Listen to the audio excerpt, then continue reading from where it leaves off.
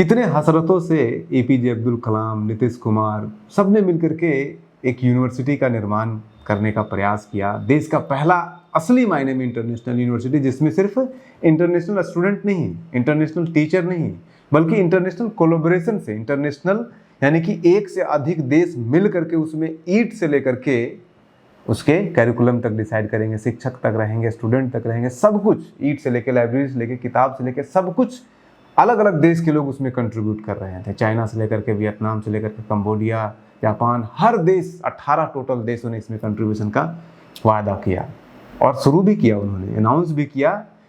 कुछ दिनों तक हुआ भी, ये इम्प्लीमेंट भी हुआ। एक इंटरनेशनल दूसरे देश से, किसी दूसरे देश से एक वीसी भी यहाँ पे बन के आए उसमें। लेकिन हालत ये हुआ, और इसके ऊपर हमने जो पुरानी हालत है उसके ऊपर हमने 2 अलग से वीडियो बना दिया है, उसके ऊपर बहुत ज़्यादा चर्चा नहीं करेंगे।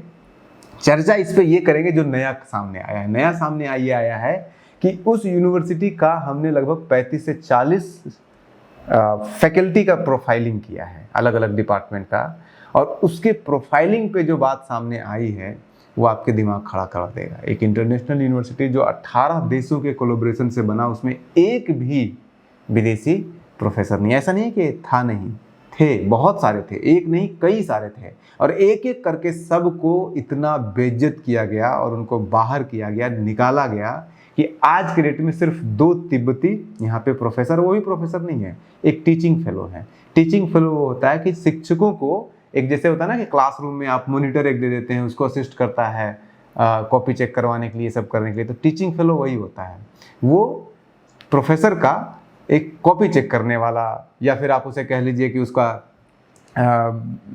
लेक्चर तैयार करने वाला, या फिर उसका पीपीटी तैयार करने वाला, इतना ही काम उनका होता है। स्टूडेंट को जमा करना, यहाँ बुलाना, वहाँ बुलाना, एक तरह का असिस्टेंट दिया जाता है उनको। तो एक तिब्बत का टीचिंग फेलो है और एक टीचिंग करने वाला है।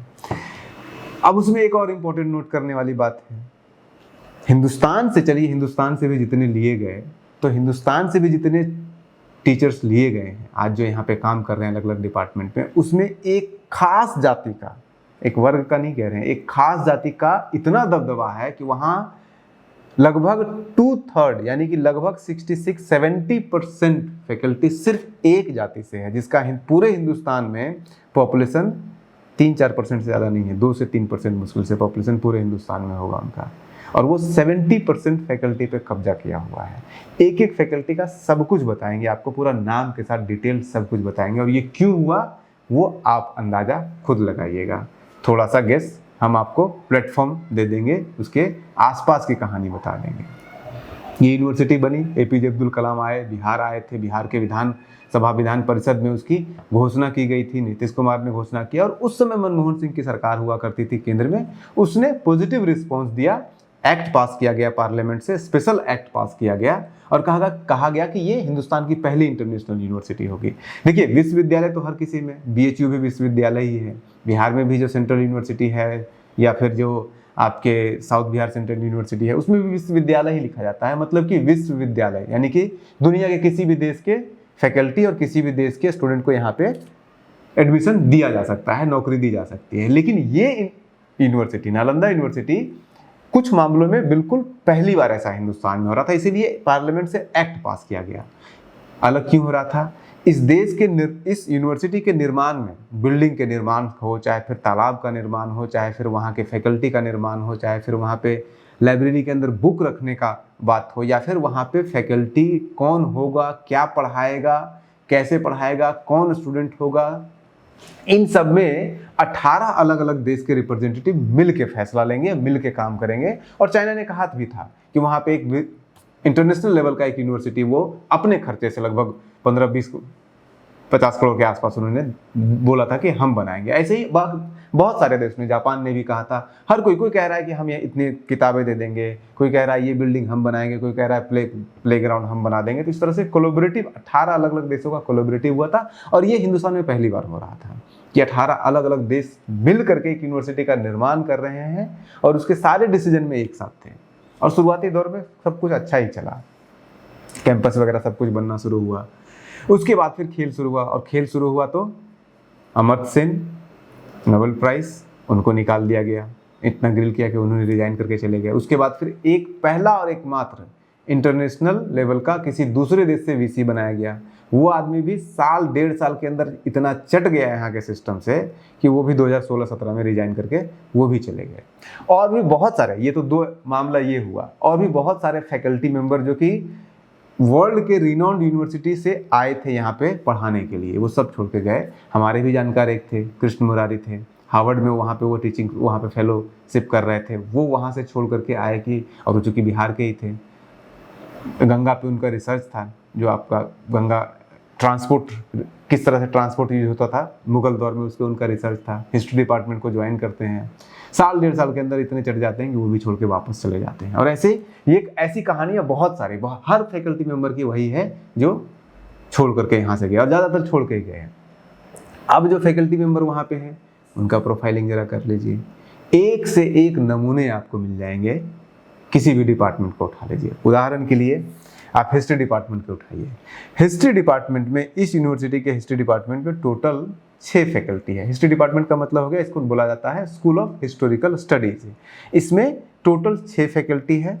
6 में से 1 मुसलमान है, और मुसलमान भी होगा तो वो पसमानदा मुस्लिम तो होगा नहीं, अपर कास्ट मुस्लिम ही होगा। 1 मुसलमान है और 1 ओबीसी है, वो भी प्रधान है, मतलब कि अपर कास्ट ओबीसी जिसको आप कह सकते हैं।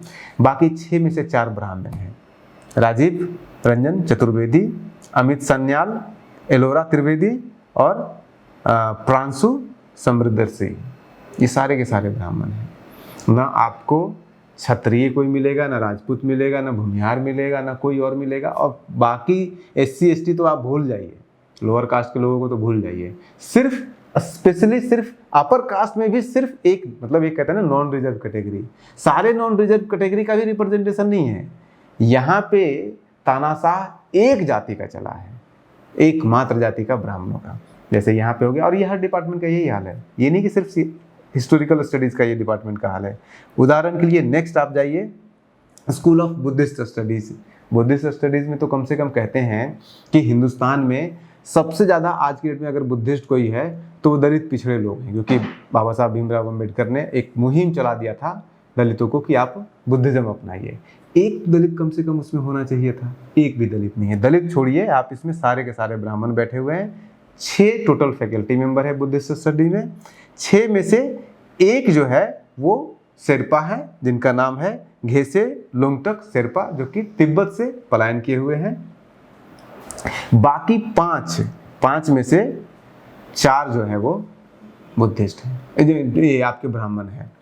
2 बुद्धिस्ट हैं, 4 ब्राह्मण हैं, और दोनों बुद्धिस्ट आपके तिब्बत से शरणार्थी हैं। कौन कौन है ब्राह्मण जो बुद्धिस्ट है? एक मैंने आपको नाम बता दिया शेरपा का। शेरपा बहुत इंपॉर्टेंट कम्युनिटी होती है, बहुत फेमस कम्युनिटी होती है नेपाल वगैरह में भी और तिब्बत में, जो कि हाई एल्टीट्यूड पे चढ़ाई करने के लिए, कंचनजंगा या फिर एवरेस्ट वगैरह, माउंटेन एवरेस्ट वगैरह चढ़ाई के लिए जानी जाती है। जो ब्राह्मण है वो कौन है?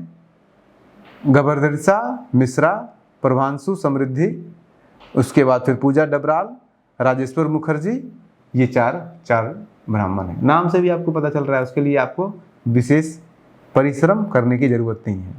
इसके बाद फिर आप आ जाइए स्कूल ऑफ इकोलॉजी में। इकोलॉजी में भी वही है, एक मुनमुन हेल्धेरी है जो कि ST आप कह सकते हैं, हालांकि वो चुटिया एक कम्युनिटी, चुटिया कम्युनिटी होता है, नॉर्थ ईस्ट में होता है, वो कम्युनिटी से आते हैं। और ये तेजपुर से, वहाँ से जो आसाम में है, तेजपुर यूनिवर्सिटी से वहाँ से पढ़े हुए हैं। तो 4 में से 3 ब्राह्मण और 1 ये चुटिया कम्युनिटी के व्यक्ति हैं, और ये बहुत यंग है बिल्कुल। और ये भी टीचर नहीं है, चौथे ये जो हैं ये टीचिंग फेलो हैं। टीचर तो तीनों के तीनों यहाँ पे ब्राह्मण ही हैं। तीनों में से नाम के सत्यनारायण शास्त्री, किशोर कुमार धवैला और उसके बाद फिर सयान भट्टाचार्य, सारे ब्राह्मण मिल गए।